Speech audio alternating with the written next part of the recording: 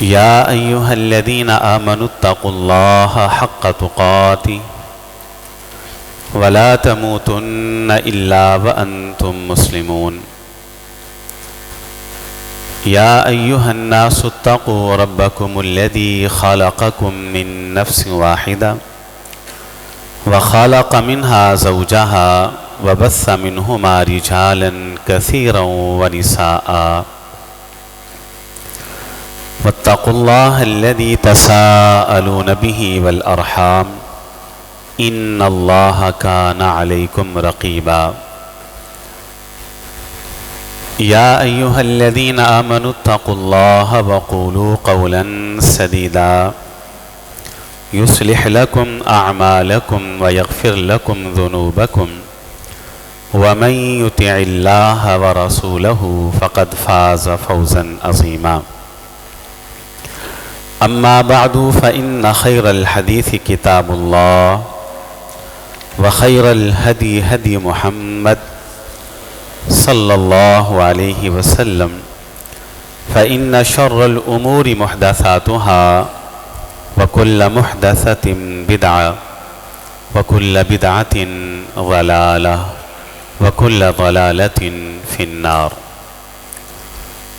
أعوذ بالله السميع العليم من الشيطان الرجيم من همزه ونفخه ونفثه. بسم الله الرحمن الرحيم. هو الذي أرسل رسوله بالهدى ودين الحق ليظهره على الدين كله ولو كره المشركون. میں نے قرآن مجید کی جو آیت کریمہ ابھی تلاوت کی ہے، یہ سورۃ التوبہ کی ایک آیت ہے. اللہ رب العزت اس کے اندر یہ بیان فرما رہے ہیں کہ هو الذی، اللہ وہ ذات ہے، ارسل رسولہ، کہ جس نے اپنے رسول کو بھیجا اور مبعوث کیا، بالہدی و دین الحق، ہدایت دے کر اور دین حق دے کر، لیظہرہ علی الدین کلہ، تاکہ وہ اس دین حق کو اور اس ہدایت کو دنیا کے تمام جھوٹے دینوں کے اوپر غالب کر دے. وَلَوْ كَرِهَ الْمُشْرِكُونَ، اور یہ بات مشرکوں اور کافروں کو ناگوار گزرتی ہے، ان کو یہ پسند نہیں. یعنی کلام اللہ کی اس آیت میں اللہ تعالیٰ یہ بیان فرما رہے ہیں کہ محمد علیہ الصلوۃ والسلام اور دین اسلام کو دنیا میں بھیجا ہے تاکہ یہ دنیا کے دوسرے ادیان پر غالب آ جائے. اور آپ دیکھیں کہ نبی علیہ الصلوۃ والسلام نے جب دعوت کا اعلانیہ آغاز کی تو آپ صفا کی چوٹی پہ چڑھتے اور صفا پہاڑی پہ تشریف لانے کے بعد آپ نے جو بات کہی وہ سب کو علم. آپ نے کہا یا ایھا الناس قولوا لا الہ الا اللہ، کہ اے اہل مکہ، میں تمہارے سامنے ایک دعوت پیش کرنے لگا. وہ دعوت کیا ہے؟ لا الہ الا اللہ. اب اس دعوت کو قبول کر لو، دعوت توحید کو مان لو. یہ جو معبودان باطلہ ہیں، جھوٹے خدا ہیں، ان کا انکار کر دو. ایک اللہ کی توحید کو پکڑ لو، میری بات مان. ریزلٹ کیا ہوگا؟ نتیجہ کیا ہوگا؟ تملک العرب والعجم. اب یہ دعوت عالمی دعوت ہے، آفاقی دعوت، انٹرنیشنل دعوت، اور اس دعوت نے پوری دنیا پہ پھیلنا ہے. اب جو میری دعوت کو قبول کر کے اس قافلے کے اندر شامل ہوتا جائے گا، تملک العرب والعجم، عجم کے اوپر بھی اسی کی حکومت ہوگی اور عرب کے اوپر بھی وہی مالک ہوگی. یہ آپ کی پہلی دعوت ہے، اور پہلی دعوت کے اندر آپ پیشن گوئی کر رہے ہیں کہ اب میں اس دعوت کو لے کے آیا ہوں جو دنیا کے اوپر غالب آنے والا. اور پھر آپ دیکھیں کہ نبی علیہ الصلوۃ والسلام نے اپنی حیات طیبہ کے اندر انتہائی سنگین حالات کے اندر دین کے غلبے کی بات نہیں کی بلکہ پیشن گوئیاں کی. کیا آپ سفر ہجرت فرما رہے ہیں اور ساتھ ابو بکر ہیں رضی اللہ تعالیٰ, اور آپ کو اپنی منزل کا بھی علم نہیں کہ وہاں جا کے سلوک کیا ہوگا, چھپ کے نکلے, اور پیچھے اہل مکہ نے 100 سرخ اونٹوں کا انعام رکھ دیا. ابو بکر اور محمد علیہ الصلوۃ والسلام کے سر کی قیمت کیا ہے؟ 100 سرخ اونٹ. آپ کو علم نہیں کہ اس صحرائی زندگی کے اندر ایک سرخ اونٹ کی کیا قدر و قیمت تھی.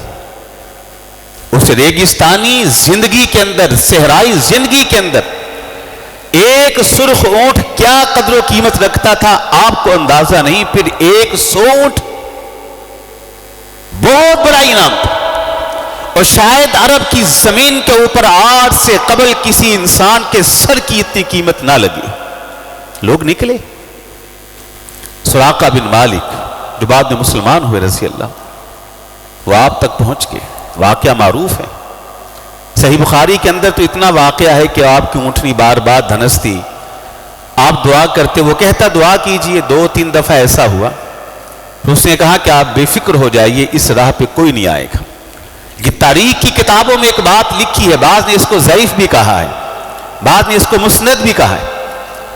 آپ نے سراقہ سے کہا تھا, اے سراقہ تو 100 اونٹوں کے لالچ میں مجھے قتل کرنے کے لیے میرا تعاقب اور پیچھا کرتے ہوئے یہاں تک آیا. ابو بکر کا پیچھا اور تعاقب کرتا ہوا یہاں آیا, جبکہ میں تیرے ہاتھوں کے اندر وہ کنگن دیکھ رہا ہوں جو کنگن ایران کا بادشاہ کسریٰ پہن کر اپنے تخت کے اوپر بیٹھتا. یہ پیشن گوئی تھی کہ تو میرے دشمن, میری جان کا دشمن بنا پھرتا ہے.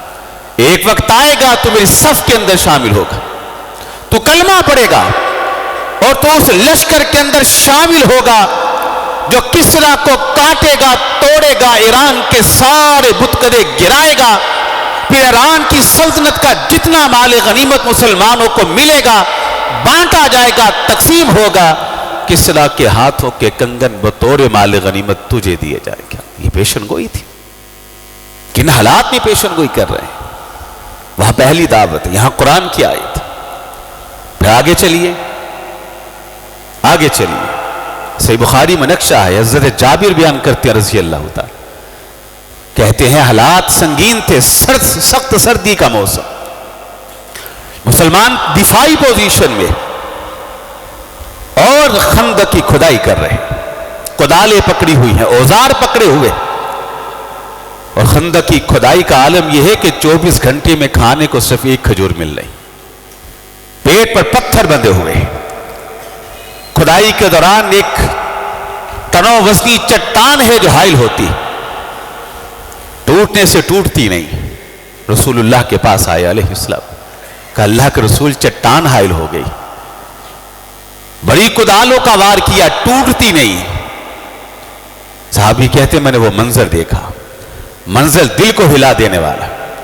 کہتے آپ آئے, تشریف لائے, دونوں ہاتھوں سے کدال کو پکڑا, چٹان کے پاس پہنچے اور زبان حال سے کہا اللہ اکبر, اور یوں کدال کو جب اٹھایا. جابر کہتے ہیں میں نے وہ منظر دیکھا کہ آپ نے دونوں ہاتھ اٹھائے, اور دونوں ہاتھوں کے ساتھ آپ کی چادر اور کپڑا بھی اوپر اٹھا. میری نگاہ سیدھے آپ کے بطن مبارک کے اوپر پڑی, آپ کے پیٹ مبارک کے اوپر پڑی, تو میں نے دیکھا کہ آپ کے شکم مبارک پر 2 پتھر بندھے ہوئے تھے. حالات کی سنگینی دیکھیں. پورا عالم کفر اکٹھا ہو کر مدینے کو صفحہ ہستی سے مٹانے کے لیے آیا. مسلمان خندق کی کھدائی کر کے اپنا دفاع کر رہے, ایک چٹان حائل ہوتی, پیٹ پر 2 پتھر بندھے ہوئے, اور محمد الرسول اللہ کدال کا وار کرتے. چٹان کے اوپر کدال لگی, چنگاریاں پھوٹی, اور آپ نے کیا کہا؟ فتح شام, مبارک ہو ان چنگاریوں سے اللہ نے مجھے شام کے فتح کی بشارت اور خوشخبری دی ہے۔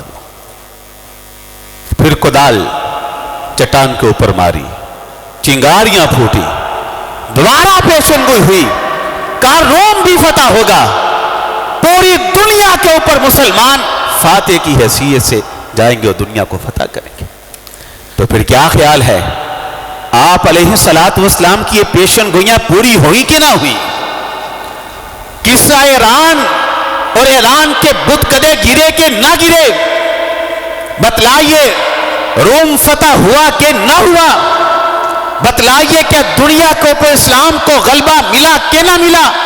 پھر مسلمانوں نے وہ دور بھی دیکھا کہ ایک خلیفہ بدری کو دیکھتا ہے، بادل کے ٹکڑے کو دیکھتا ہے، وہ آتا ہے، گرجتا ہے، چمکتا ہے، برستا نہیں، واپس پلٹتا ہے۔ وہ خلیفہ چلا کے کہتا ہے، او بدلی کے ٹکڑے، تو آیا ہے، گرجا ہے، چمکا ہے، برسا نہیں، لیکن سن، تو زمین کے جس کنارے پہ جا کر برسے گا، تیری اس برسات سے جو پیداوار ہوگی وہ کسی نہ کسی شکل میں بیت المال کے اندر ہی آئے گی۔ اللہ، مسلمانوں کی حکومت کا یہ عالم تھا، کہا تو زمین کے جس کونے پہ جا کر برسے گا، وہاں کی پیداوار، اگر وہ مسلمانوں کا علاقہ ہوگا تو یہ پیداوار عشر کی صورت میں بیت المال میں ایک حصہ آئے گا۔ کفار کے علاقے جا کے برسے گا تو جزیے کی صورت میں مسلمانوں کے پاس تیری پیداوار آئے گی۔ مسلمانوں کے غلبے اور حکومتوں کا یہ عالم تھا۔ اب یہ غلبہ ملا کیسے تھا؟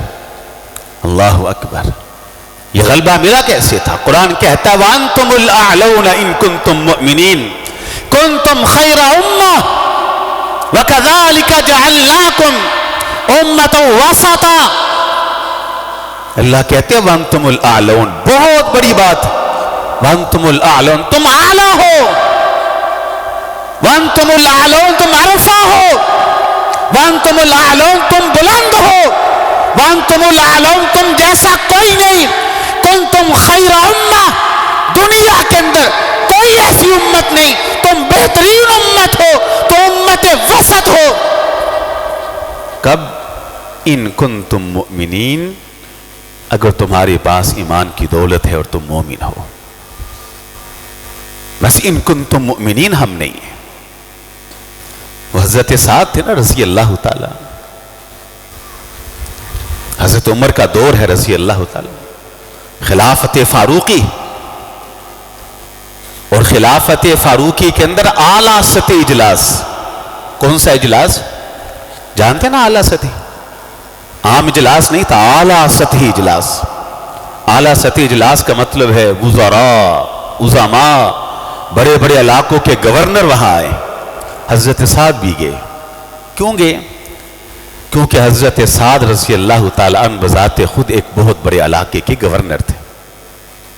بیٹھے ہیں، میں غلبے کی اساس بتا رہا ہوں، بیٹھے ہیں، دسترخوان لگا، حضرت سعد بھی تشریف فرمائے، کھانے آتے ہیں، قسم قسم کے کھانے آئے، اقسام و انواع کے کھانے آئے، دسترخوان لگا ہے، اعلیٰ سطحی اجلاس، بڑے بڑے علاقوں کے گورنر اور خود خلیفہ وقت بھی موجود ہے رضی اللہ تعالیٰ۔ حضرت سعد کھانا سامنے ہے، روٹی کا لقمہ توڑتے، یوں کھانے لگے، لقمہ ہاتھ سے چھوٹتا ہے، زمین پہ گرتا۔ حضرت سعد نے کیا کیا رضی اللہ تعالیٰ؟ روٹی کے لقمے کو اٹھاتے ہیں، مٹی کو صاف کرتے ہیں، منہ میں ڈالتے ہیں، کھانا شروع کر دیتے ہیں۔ پاس بیٹھے شخص نے کہا سعد رضی اللہ تعالیٰ، اعلیٰ سطحی اجلاس، بڑے بڑے علاقوں کے گورنر یہاں موجود، اور دیکھیے وقت کے خلیفہ عمر بھی بیٹھے رضی اللہ تعالیٰ عنہ، اعلیٰ سطحی اجلاس ہو، بڑے بڑے علاقوں کے گورنر بیٹھے ہو، کھانے کے اوپر دسترخوان کے اوپر تشریف فرما ہو، روٹی کا لقمہ زمین پہ گرا، زمین پہ گرے لقمے کو اٹھا کر مٹی کو صاف کر کے آپ کھاتے، اچھے نہیں لگتے، آپ اچھے نہیں لگتے۔ حضرت سعد نے کیا جواب دیا؟ جو سعد نے جواب دیا وہی غلبہ دین کی اساس۔ حضرت سعد نے کہا رضی اللہ تعالیٰ عنہ، کہا یاد کرو وہ دور جب ہم محکوم تھے، اللہ نے ہم کو حاکم بنایا. ہم مغلوب تھے, اللہ نے ہم کو غالب کر دیا. ہم فقیر تھے, اللہ نے ہم کو غنی کر دیا. ہم بزدل تھے, اللہ نے ہم کو شجاع اور دلیر کر دیا. ہم دنیا کے ڈرپوک قوم تھے, اللہ نے ہم کو دنیا کی سب سے بہادر قوم بنا دیا. سنو, اگر ہم کو یہ عزت ملی ہے, یہ شرف ملا ہے, یہ حکومت ملی ہے, یہ غلبہ ملا ہے, تو اس کی اساس جناب محمد علیہ السلام کی سنت کی اتباع ہے. اللہ کہتے ہیں تو کہتا اعلیٰ سطحی اجلاس, بڑے بڑے علاقوں کے گورنر ہیں, خلیفہ وقت بیٹھے اور ساتھ روٹی کا لقمہ زمین سے اٹھا کر مٹی کو صاف کر کے کھاتا اچھا نہیں لگتا تو سن, جواب سن. کہتے آج سے برسوں پہلے میں مدینہ کے اندر تھا, جیسے آج دسترخوان لگا ہے تب بھی لگا تھا. تب دسترخوان بالکل چھوٹا سا تھا, جیسے آج دسترخوان پر کھانے لگے ہیں تب بھی کھانا تھا, بڑا سادہ تھا. اس وقت کھانے والے لوگ بھی کم تھے, رسول اللہ بھی موجود تھے علیہ السلام. میں نے تب بھی روٹی کا لقمہ توڑا تھا, اس روز بھی روٹی کا لقمہ میرے ہاتھ سے گرا تھا, تب میں نے اٹھایا نہ تھا.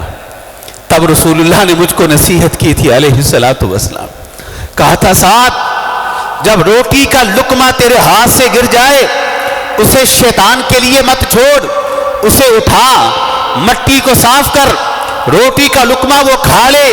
کہا اللہ سطحی اجلاس ہے تو کیا ہوا, بڑے بڑے گورنر موجود ہیں تو کیا ہوا, وقت کے حکمران خلیفہ وقت موجود ہے تو کیا ہوا, میں بذات خود بہت بڑے علاقے کا گورنر ہوں تو کیا ہوا, یاد رکھو سب کچھ گوارا ہے, جناب محمد کی سنت سے بے وفائی گوارا نہیں ہے علیہ السلام.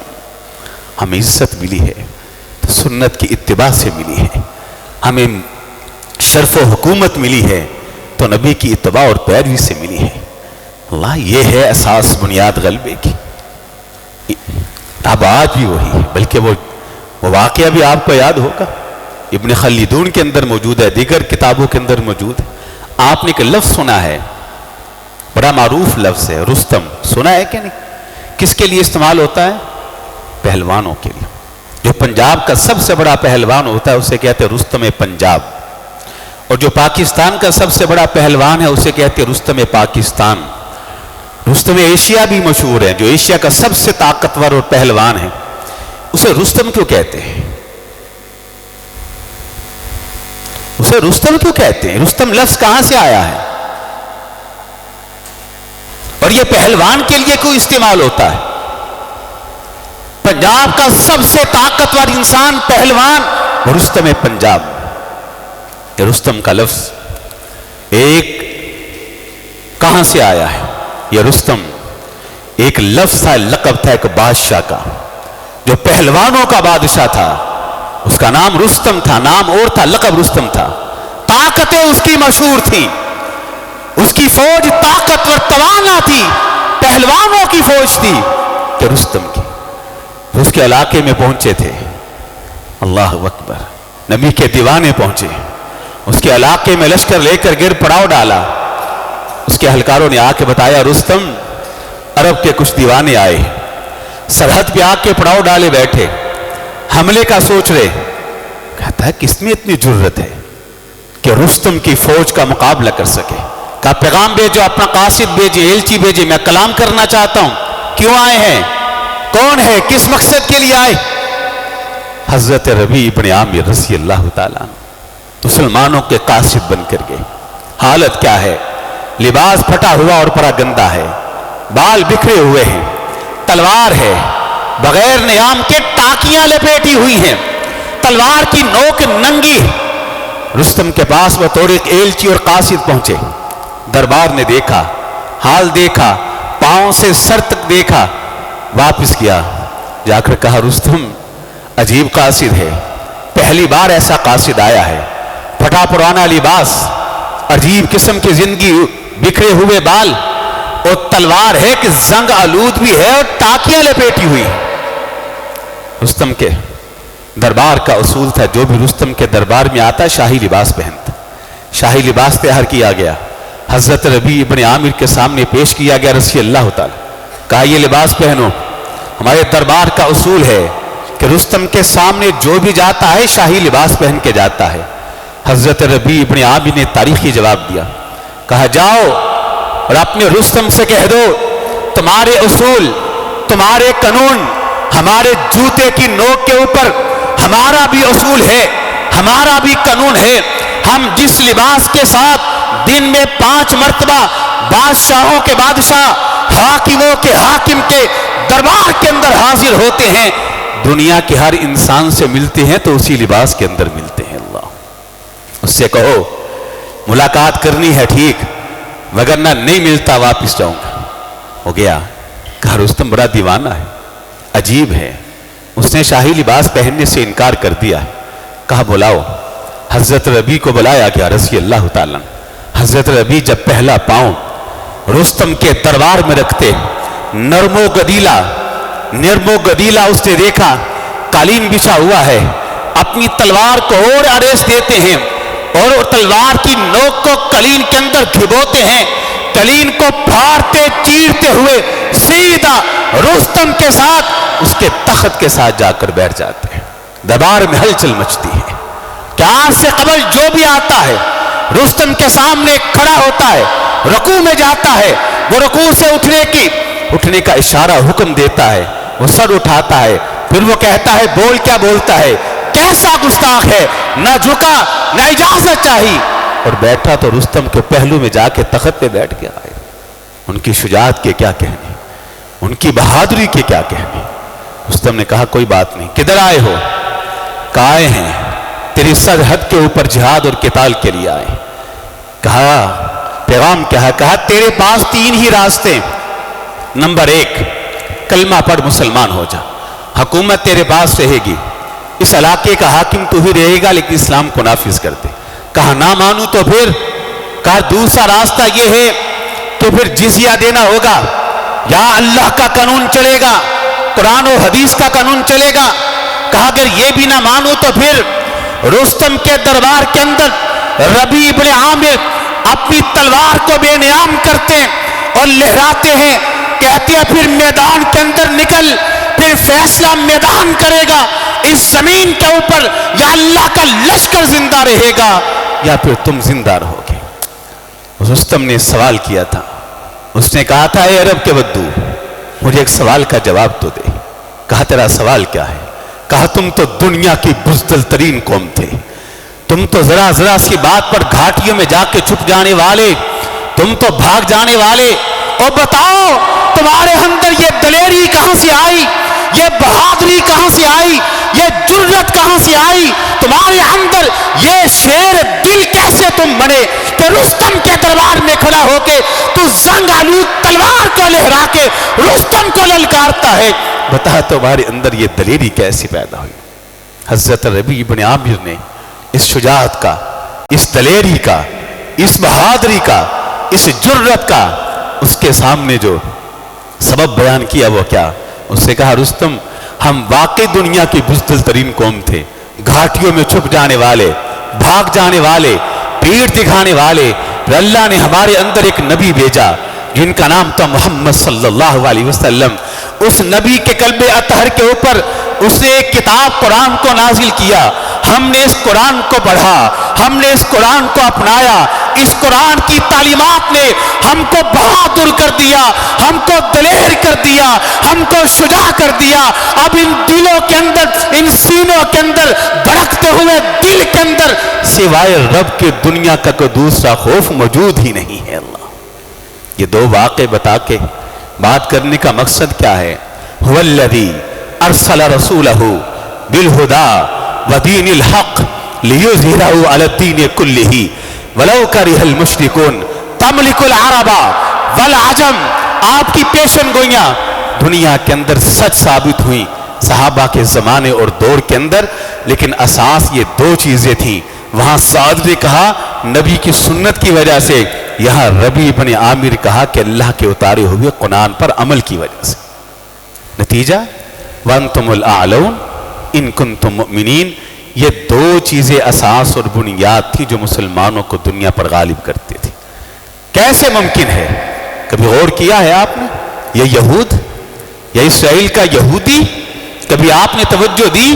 یہ وہ بدبخت قوم کہ جن کی تاریخ بتاتی ہے کہ یہ انبیاء کے قاتل، یہ یہود جن کی تاریخ بتاتی ہے کہ جن کے آباء و اجداد اور بڑوں کو ان کی کرتوتوں کی وجہ سے بندر و خنزیر کے چہروں کے اندر تبدیل کر دیا گیا، جن کی تاریخ بتاتی ہے کہ ہمیشہ ان کے اوپر اللہ کی طرف سے پھٹکار اور لعنتیں پڑتی رہیں۔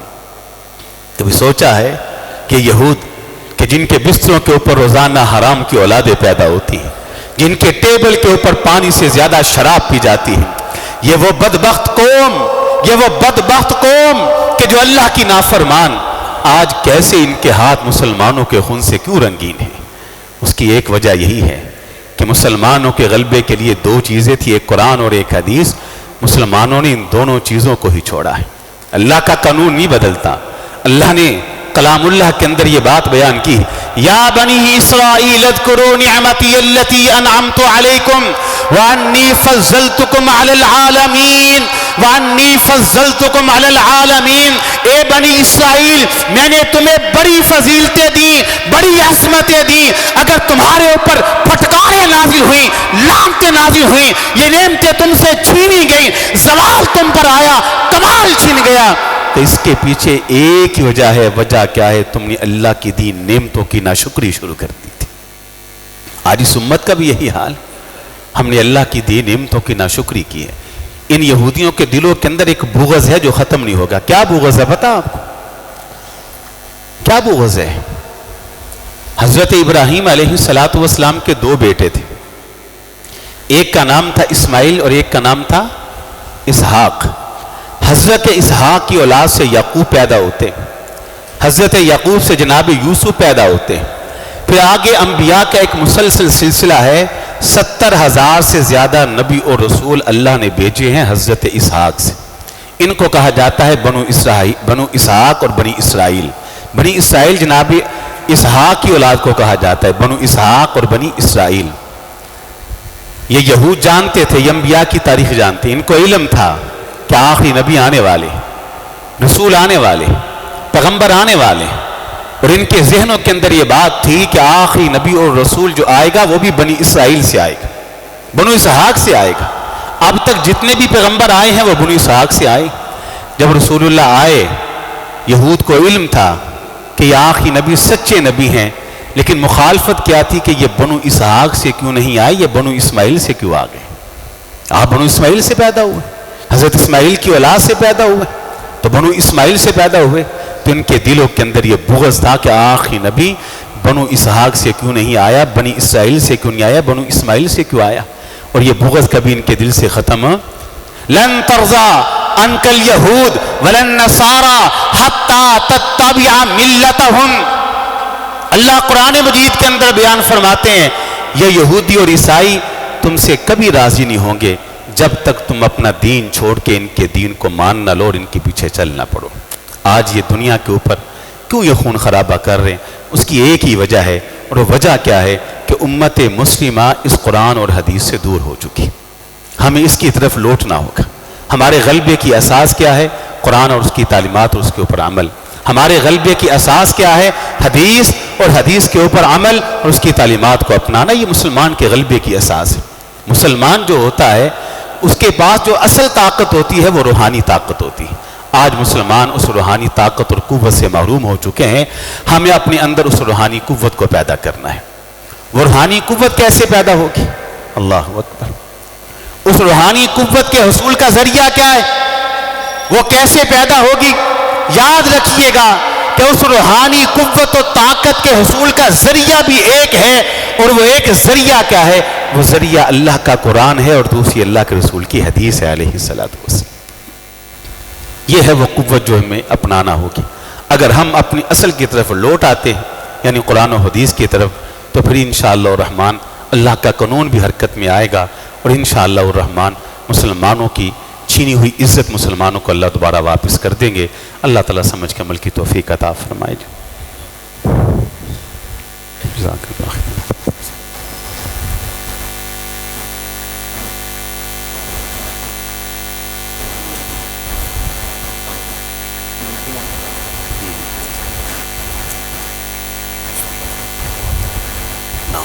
گیا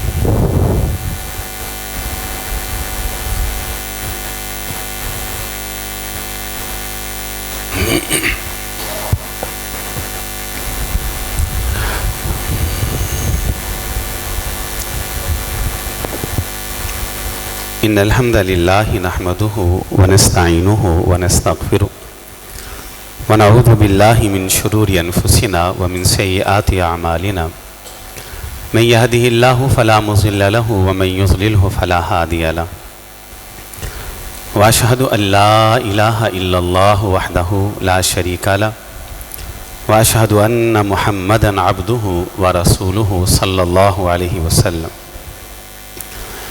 يا أيها الذين آمنوا اتقوا الله حق تقاته ولا تموتن إلا وأنتم مسلمون يا أيها الناس اتقوا ربكم الذي خلقكم من نفس واحدة وخلق منها زوجها وبث منهما رجالا كثيرا ونساء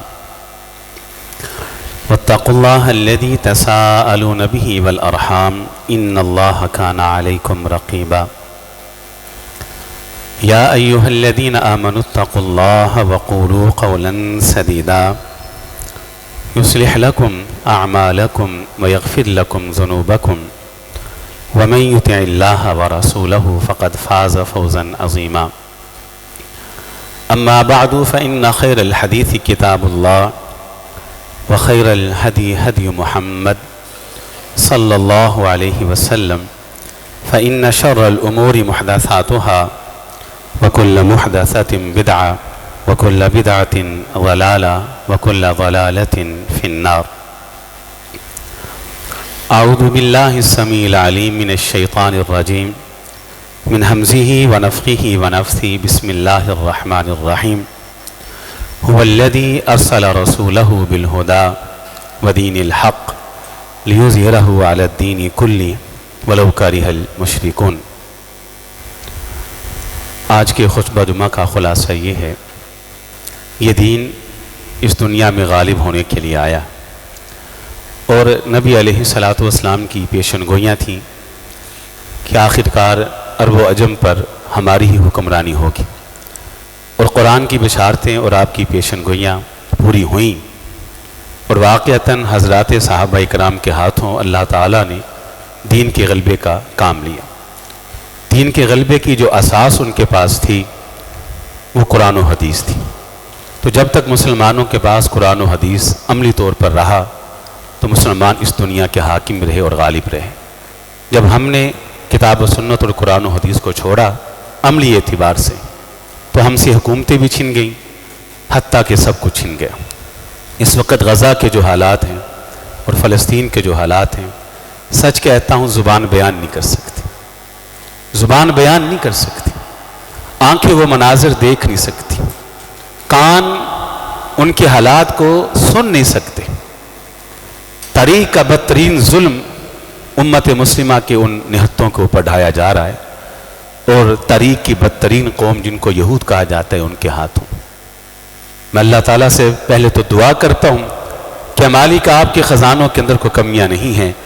اللہم انصر الاسلام والمسلمین فی غزہ، اللہم اعز الاسلام والمسلمین فی غزہ۔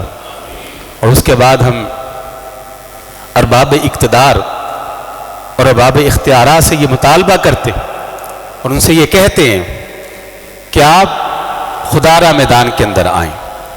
ملک پاکستان خصوصاً ہماری ایک تاریخ ہے، ایک روشن تاریخ ہے۔ ہم نے دنیا کی بڑی بڑی طاقتوں کو شکست دی۔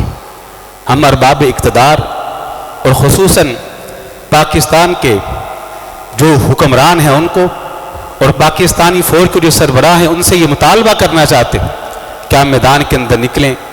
آپ کی قوم کا بچہ بچہ، ہر جوان بوڑھا، ہر بیٹی بہن اور ماں آپ کے کاندھے کے ساتھ کاندھا ملانے کے لیے تیار ہے انشاءاللہ الرحمن۔ آپ میدان کے اندر نکلے، خدا کی قسم اٹھا کے کہتا ہوں، ہم غزہ کے لوگوں کے ساتھ مرنا تو پسند کرتے، لیکن ہم ان کی آہوں اور سسکیوں کو اپنے کانوں میں سن کر جینا پسند نہیں کرتے۔ ایسی زندگی پر ہم کو شرم آ رہی، ہمیں ایسی عبادت پر شرم آ رہی جب ان لاشوں کو دیکھتے ہیں، ہم ان بچوں کو دیکھتے ہیں۔ آپ نے تو اللہ کے فضل و رحمت سے ملک پاکستان کو تو اللہ نے یہ اعزاز دیا ہے کہ ہم نے تو رشیا جیسی سپر طاقت کے ٹکڑے نہیں کیے، کہ ہم نے امریکہ جیسی قوتوں کو ناک و چنے چبوا کر دنیا کے سامنے عبرت نہیں بنایا، کہ ہم نے ملک پاکستان کے اندر اسرائیلی تمام پروپیگنڈوں کو ناکام نہیں کیا، کیا ملک پاکستان کے ہاتھوں اللہ تعالیٰ نے 65 کے اندر انڈیا کو بدترین شکست دوچار نہیں کیا؟ ہمارے پاس الحمدللہ وہ جذبے موجود ہیں، وہ ایمان موجود ہیں۔ یقیناً آپ کے پاس پروگرام ہوں گے، آپ سوچ رہے ہوں گے، لیکن ہم بھی اپنے جذبات کا اظہار آپ کے سامنے کرتے ہیں۔ میدان کے اندر نکلیں، امت کی نگاہیں آپ کے اوپر ہے، مظلوم کی نگاہیں آپ کے اوپر ہے۔ ان یہود کو بتا دو، نہتے مسلمانوں پر بمباری کرنا آسان ہے۔ یہ جو باتیں کی جا رہی ہیں کہ اس کے بعد اس کی باری نہیں، انشاءاللہ الرحمن، انشاءاللہ الرحمن اللہ کے بندے جب کھڑے ہوں گے، یہ غزہ دوبارہ پوری طاقت اور آزادی کے ساتھ آباد ہوگا، اور اگلی باری اللہ کے فضل و رحمت سے کسی مسلمان ملک کی نہیں، ان ناپاک یہودیوں کی ہوگی اللہ کے فضل و رحمت سے۔ بھلے ہمارے اندر بڑی کمزوریاں ہوں گی، بڑی کوتاہیاں ہوں گی، لیکن آج بھی ان دلوں کے اندر وہ جذبہ موجود ہے۔ انشاءاللہ ہم وحدت کی نیت کرتے ہیں، ایک ہوتے ہیں، اور یہ وقت ہے امت کی وحدت کا۔ سب مل کر ایک ہو جائے، ادارے، عوام، حکومتیں، فوج، سب مل کر ایک ہو جائے۔ فرقہ واریت کو چھوڑ دیجئے، باہمی اختلافات کو رد کر دیجئے۔ امت کی وحدت کا وقت ہے، ایک ہونے کا وقت ہے۔ پوری امت کو ایک سیسا پلائی دیوار بنا کے ان مظلوموں کے حق کے اندر کھڑا کریں۔ ان یہودیوں کو بتا دیں، تم نے نہتے بچوں کے اوپر بمباری کی ہے، عورتوں کے اوپر بمباری کی ہے۔ جب میدان کے اندر یہ اللہ کے شیر اتریں گے، تم نے دیکھا ہے جو رشیا کا حال ہوا، تم نے دیکھا ہے پوری دنیا کی طاقت کو لے کر، اور یہ ورلڈ آرڈر کا نعرہ لگا کے جب آیا تھا افغانستان کے اندر، کیسے اللہ تعالیٰ نے اس کو ذلیل کیا۔ انشاءاللہ اب ان دونوں کی شکستوں کے بعد اللہ کے فضل سے اسرائیل کی باری ہے انشاءاللہ الرحمن۔ ہمارے انشاءاللہ ایمان ہے کہ ان مظلوموں کا خون کبھی رائے گا نہیں جائے گا۔ یہ ظلم و ستم تم نے ہمیشہ کیا ہے، لیکن اللہ رب العزت نے ان شہیدوں کے لہو سے دوبارہ بہار ہمیں دکھائی اور دکھائے گا انشاءاللہ الرحمن۔ دعا کریں، اللہم اعز الاسلام والمسلمین، اللہم انصر المسلمین فی غزہ، اللہم انصر الاسلام والمسلمین فی فلسطین، اللہم انصر الجہاد والمجاہدین فی فلسطین، اللہم اہلک الظالمین بالظالمین، اللہم علیک بالیہود، اللہم علیک بالیہود، اللہم علیک بالیہود، اللہم انا نجعلک فی نحورہم ونعوذ بک من شرورہم، اللہم ارنا فیہم یوما اسودا، اللہم ارنا فیہم عجائب قدرتک، عجائب قدرتک۔ کچھ دعاؤں کی درخواستیں آئیں۔ ہمارے مسجد کے نمازی ہیں اور اس علاقے کے چیئرمین شیخ عبدالقدیر صاحب، وہ بیمار ہیں، لاہور ہاسپٹل کے اندر ہیں۔ دعا کی درخواست انہوں نے کی ہے، دعا کریں کہ اللہ تعالیٰ ان کو شفاء کاملہ عاجلہ عطا فرمائے۔ ایسے ہی ہماری ایک اور بھائی ہیں، انہوں نے دعا کی درخواست کی ہے، ان کی والدہ محترمہ بیمار ہیں، دعا کرے اللہ ان کی والدہ محترمہ کو شفاء کاملہ عاجلہ عطا فرمائے۔ ایک اور بھائی ہیں، انہوں نے دعا کی درخواست کی، ایک بہنہ نے دعا کی درخواست کی ہے۔ سب کے لیے دعا کر دیں، اللہ جتنے بیمار ہیں سب کو شفاء کاملہ عاجلہ عطا فرما، اللہ سب کو صحت و تندرستی والی زندگی عطا فرما۔ اللہم اغفر لنا وللمؤمنین والمؤمنات والمسلمین والمسلمات، اللہم الف بین قلوبہم واصلح ذات بینہم، ربنا آتنا فی الدنیا حسنہ وفی الآخرۃ حسنہ وقنا عذاب النار۔